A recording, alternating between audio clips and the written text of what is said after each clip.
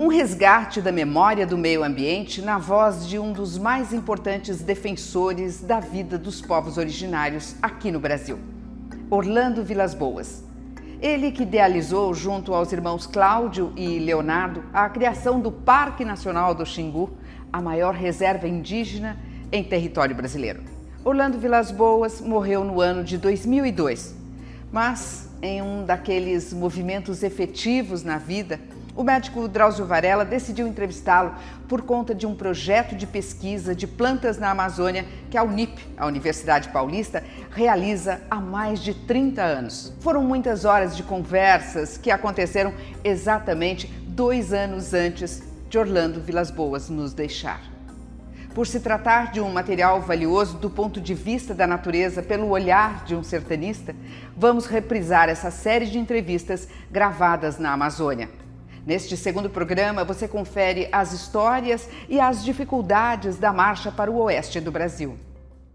Este é um programa da Unip, a Universidade Paulista.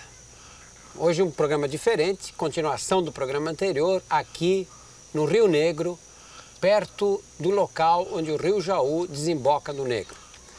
Este programa faz parte de um projeto da Unip, onde nós colhemos plantas na região amazônica, e essas plantas depois são testadas em vários sistemas experimentais, em vários modelos experimentais de pesquisa. Nós entrevistamos no programa passado o seu Orlando Vilas-Boas, um dos maiores sertanistas da história do Brasil. O seu Orlando contou muitas coisas no programa passado, desde a meninice dele, quando nasceu no oeste do estado de São Paulo. Depois veio para São Paulo, ele e os 2 irmãos, Cláudio e Leonardo, ficaram morando numa pensão no centro de São Paulo, trabalhando e sonhando com a possibilidade de viajar para o interior do Brasil. E nessa época era o governo Getúlio Vargas, e o Getúlio decidiu criar uma expedição que fosse conhecer o centro do Brasil, que era absolutamente desconhecido, como contou o seu Orlando. E aí ele e o irmão foram até Goiás, pegaram uma canoa, compraram uma canoa lá e foram a remo, subindo o rio Araguaia. Subindo não, descendo o rio Araguaia, né? Não, subindo. Subindo o rio Araguaia. Subindo o rio Araguaia, foram a remo até o local onde a expedição estava se iniciando. E ali foram contratados como sertanejos. Então, a entrevista de hoje com o seu Orlando Vilas-Boas começa nesse ponto. Vocês foram contratados e passaram a fazer parte da expedição. Aí a expedição, que rumo tomou, senhor Orlando? Aí a expedição teria que partir no rumo do norte, e nós, Cláudio, Leonardo e eu, nós estávamos todos na margem do rio Araguaia. A expedição estava se alicerçando e precisava partir logo, mas o chefe da expedição era muito enrolado, não havia meio de tomar a iniciativa da partida da expedição, mas ele resolveu fazer uma partida simbólica da expedição. Porque um sertanejo chegou e disse assim: seu Oconé, a expedição precisa de burro. Ele disse: burro para quê? Já está cheio de burro, vocês são todos uns burros. Não, mas burro para carregar a carga, Oconé. Mas onde é que eu vou arranjar burro? Você acha que eu vou sair por aí comprando burro? Ele disse: não, aí tem um cidadão aí, senhor Coné, que entende de burro, que é danado. Ele é até tropeiro, chama Virgílio Nascimento. Chama esse moço, chamou Virgílio Nascimento e disse: ô Virgílio, tu saias por aí, vê se tu compras alguns burros, porque eles estão dizendo que precisa burro para carregar carga. Virgílio, como todo sertanejo, não tem noção das coisas, saiu e comprou 150 burros. 150? Ô Virgílio, para que tanto burro, Virgílio? Tem mais burro do que vocês, que são todos os burros. Muito bem, vamos fazer uma partida simbólica da expedição. Você encangalha uns 30 burros e arranja um mastro e vamos hastear a bandeira nacional e vai ser a partida da expedição. E começou então a cerimônia. Então aí o comandante da expedição disse assim: senhoras e senhores, coisa diabo, aqui não tem senhora, só tem senhores. Senhores, neste momento que nós vamos partir para o ignoto, quando ele falou ignoto, O sujeito do rojão nunca tinha visto falar em ignoto, achou uma coisa linda o ignoto. Disse, ignoto, soltou o rojão. A burrada arrebentou, mais um mês, aí começaram a chegar alguns do Rio de Janeiro. E do Rio de Janeiro chegou um sujeito que tinha o apelido de Tarzan. Mas era um sujeito, um físico, melhor do que o físico do Tarzan do cinema. Então ele comprou um calção, um sunga, sei lá, com as pintas de onça, como o Tarzan do cinema usava também. E começou a querer fazer tudo que o Tarzan de lá fazia. Então, quando nós entramos na mata assim, ele subiu numa árvore, pegou um cipó daquele que o Tarzan pegava no cinema e balançava até outra árvore. Mas ele não sabia que o cipó do Tarzan de lá era de nylon. Pegou um cipózinho e caiu, quebrou 3 costelas. 3 costelas, foi embora para o Rio de Janeiro e nunca mais pôde voltar. E a expedição, então, começou a se alicerçar para sair para o interior. 1943, isso. 1943. Aí o chefe da expedição, que era o coronel, nós contratamos um barco que deveria descer o rio Araguaia, subir o Rio das Mortes, seriam mais ou menos uns 600 quilômetros descendo o Araguaia e devia ser uns 300 subindo o Rio das Mortes. Então compramos um barquinho chamado São Félix. São Félix, formidável, aquele negócio todo. Alugado, o barco estava alugado. Tu toma conta da carga. Eu falei, sim senhor, pois não. Aí houve uma briga danada. O dono do barco queria que pagasse o barco e não quisemos pagar o barco e no fim não pagamos barco nenhum. Aí contratamos um outro barco chamado Capitariquara. O Capitariquara veio, mas aí já veio com uma tripulação que sabia o que estava fazendo e com um chefe de barco que eu também já sabia. Quando o coronel... Neste aqui nós podemos pôr quase 40 toneladas. Diz, não senhor, aqui só há 25 toneladas e nem um tostão a mais. Aí pusemos uma parte da expedição, atravessou o Araguaia e começou a caminhar 160 quilômetros para encontrar o Rio das Mortes. Mas o coronel não largava de mim, porque eu era o que tomava conta, eu que tomava nota. Então descemos do Rio Araguaia, subimos o Rio das Mortes. Aí não tem nada a ver com a expedição. Quando estava no meio do Rio das Mortes, o nosso barco ia subindo e vimos 10 pessoas em cima de umas árvores. Olha, o que é aquilo lá? Encostamos o barcão grande. O que houve? O nosso batelão foi para o fundo, nós estamos aqui numa situação difícil. Nós atravessamos com a canoa, fomos lá na outra ilha. Né? O rio ali tem mais ou menos 500 metros de largura. Uma ilha também com árvores altas, com 2 sujeitos lá em cima. Inundada também? Inundada, toda inundada. Esse foi pior ainda, porque nós tivemos que descer e descer o sujeito no braço. Mas nós levamos mais gente, descemos, eles puseram ele numa canoa e trouxemos. Estavam com a barriga enorme. O que eles estavam fazendo lá? Pescoço fininho. Aí falei, o que vocês estão fazendo? Nós vinha descendo a canoa, nós vinha descendo. Aí estava chovendo. De repente apareceu o sol. Nós já estávamos com um frio danado. Então eu falei para o Araújo, tu fica no Jacumã, que é o piloto do barco, tu fica no Jacumã e eu vou dormir. Depois eu vou para o Jacumã e você vem dormir. Tá bom, tá. Então foi feito isso, o Araújo ficou lá no Jacumã, nós descemos. Aí nós entramos na ilha. Quando nós entramos na ilha, eu estava dormindo também. Aí a canoa entrou, veio a água, arrebentou a canoa, nós caímos dentro do rio, passou um saco, nós pegamos o saco, era a nossa rede. Então nós armamos a rede lá em cima. Falei, e o que vocês comiam? Casca de pau e folhinha tenra. Falei, e quanto tempo faz isso? Deve fazer mais ou menos um mês. Ficaram um mês pendurados na árvore. Um mês pendurado na árvore. Aí nós pegamos esses 2, pusemos no nosso navio O comandante não estava muito satisfeito, não. O comandante da expedição não estava muito satisfeito. Pegamos os 12, pusemos também dentro do barco e continuamos subindo o rio.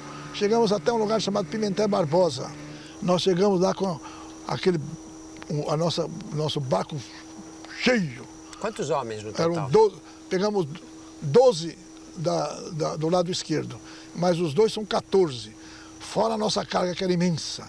E vocês mesmos, quantos eram? Ah, não, aí eu era mais ou menos, aí não era pouca gente, era o piloto, 2 trabalhadores, eu, o coronel e mais 2 trabalhadores, uns 6 ou 7, com os outros, um 18 com mais 2, eram ao todo mais ou menos umas 24. Entre vocês e os sobreviventes desses naufrágios? Sobreviventes, mas com a carga já estava entupido o barco, né? E ali dali nós subimos para o Rio das Mortes. O pessoal ficou todo aí, já mais vazio, o barco se deslanchou, nós chegamos ao Rio das Mortes. Por que Rio das Mortes? De onde vem esse nome, Rio das Mortes, Orlando? Rio das Mortes era, no alto Rio das Mortes, lá perto das cabeceiras, tinha um grande garimpo aberto pelos portugueses. Tiraram muito ouro. O ouro saía ou para Cuiabá ou para Goiás. E havia uma luta entre Goiás e Cuiabá. Então, quando o ouro saía para Cuiabá, saía em tropa de burro. Os garimpeiros dali contrataram, então, um capitão do mato para limpar o caminho. Então veio um capitão do mato que era de família conhecidíssima, Pascoal Moreira, que era o fundador de Goiás, de Mato Grosso, de Cuiabá. E um desses descendentes da família, com uma porção de índios, ele tinha um defeito na perna. Então ele vinha sendo carregado numa rede pelos índios de São Paulo, os carijós. Então andava aquela indiada junto com ele. E ele exigia que os índios cantassem. Durante a caminhada, os índios iam cantando e carregando aquele homem na rede, que era o capitão do mato.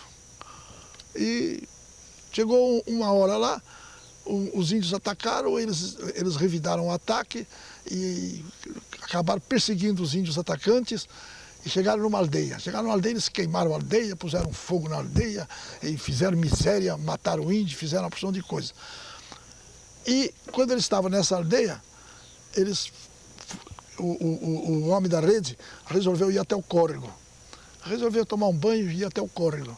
No caminho do córrego, um índio da aldeia atacada deu uma flechada na rede e acertou uma flecha na perna atrofiada do sujeito. Não é? Isso passou, tudo aconteceu. 100 anos depois, nós pacificamos esses índios. São os índios e aí que o rio ganhou o nome de Rio das Mortes, por causa dessa... Não, Rio das Mortes é por causa da briga dos garimpeiros, de Cuiabá e os garimpeiros de Goiás. E esse que eu estou falando já é o rio Curuene. Bom, essa aldeia que o homem da perna foi flechado era no rio Curuene. Então, foi 100 anos depois, nós pacificamos esses índios do rio Culuene, que são os índios Calapalo. Passaram-se uns meses, um dia nós estávamos sentados, um índio velho contou.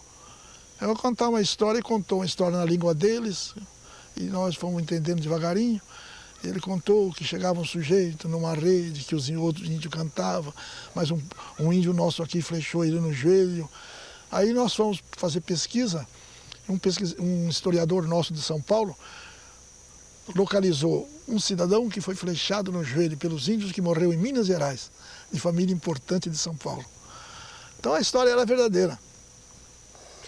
E aí vocês vieram então pelo Rio das Mortes, né? Com a expedição? Não, o Rio das Mortes atravessamos. Atravessamos o Rio das Mortes porque na frente era a terra dos Chavantes, que era a Serra do Roncador. A gente chamava de Serra do Roncador, mas a gente via assim num horizonte distante uma silhueta de serra. Quando nós passamos aqui lá eram morrotes, né? Mas a nossa expedição tinha que cortar aquilo tudo. E o objetivo da expedição era chegar aonde?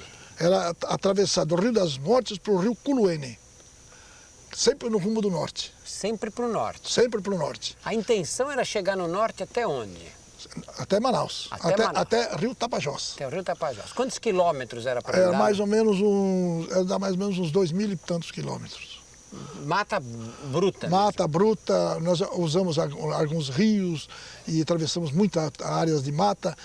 E na bússola sempre o Cláudio. Ele que era o que dava orientação. Nessa altura, no Rio das Mortes, quando nós passamos a ser os responsáveis pela expedição, que é um ponto que valia a pena a gente relembrar, quando nós estávamos nas margens do Rio das Mortes, já preparando para entrar para a região da Serra do Roncador, nós ouvimos,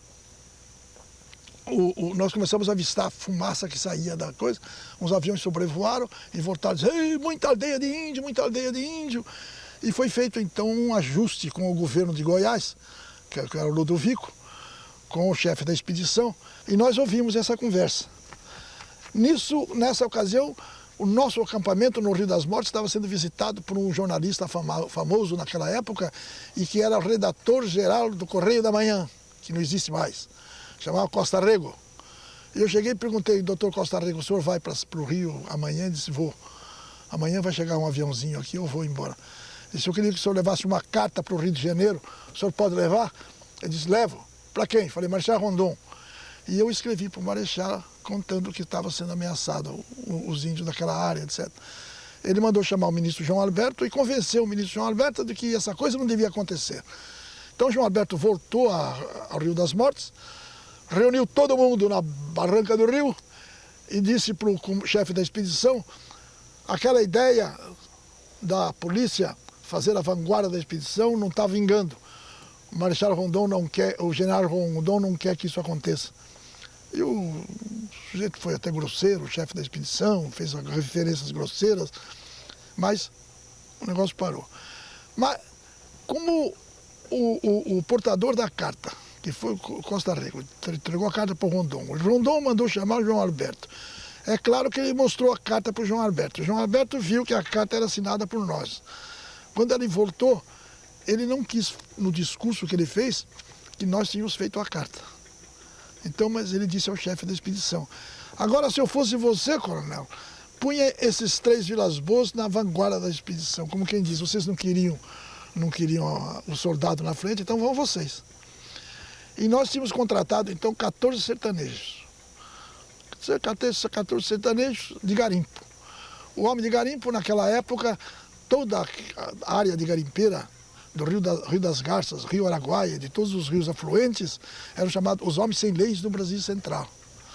Porque a vida do garimpeiro é uma vida atribulada, uma vida terrível, difícil. E vocês tinham contratado 14 desses sertanejos? 14 sertanejos.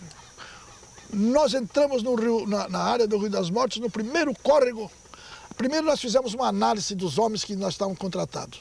Tem um guiano. Se não tivesse uma viola para ele cantar à noite, ele era um triste. Paraense, se não tivesse um lugar para ele mergulhar, porque o maior marinheiro do mundo é o paraense. O que eu assisti o paraense fazer, descer a corredeira de Itaboca e Capitariquara, no Rio Tocantins, é uma loucura, de uma coragem e de um desprendimento louco. E o marinheiro paraense é o melhor do mundo, não tem dúvida, em coragem e em prudência também. O baiano é um contador de história. É um contador de história que parece que ele tinha convivido no Oriente, porque ele contava história com a mão na testa, baixinho, quem quisesse ouvir tinha que chegar perto e ele não repetia, contava história. O piauiense e o alagoano eram os melhores trabalhadores de facão e de foice e de machado. Então esse tinha um prestígio danado. O mato-grossense, se não comia pecha, pelo menos uma vez por semana, ele é um homem frustradíssimo. O que é pecha? Pecha, peixe. Ah, peixe. É pecha. Então como é que pecha? Não tem pecha. Peixe arranja pecha. Falei: "Mas nós estamos na serra, rapaz, vou na peixe aqui no meio da..."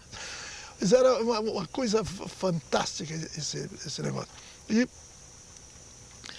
fomos avançando. E aí, quando os chavantes nos atacaram a primeira vez, a nossa expedição, você calcula só que coisa brutal, a nossa expedição era uma expedição paramilitar.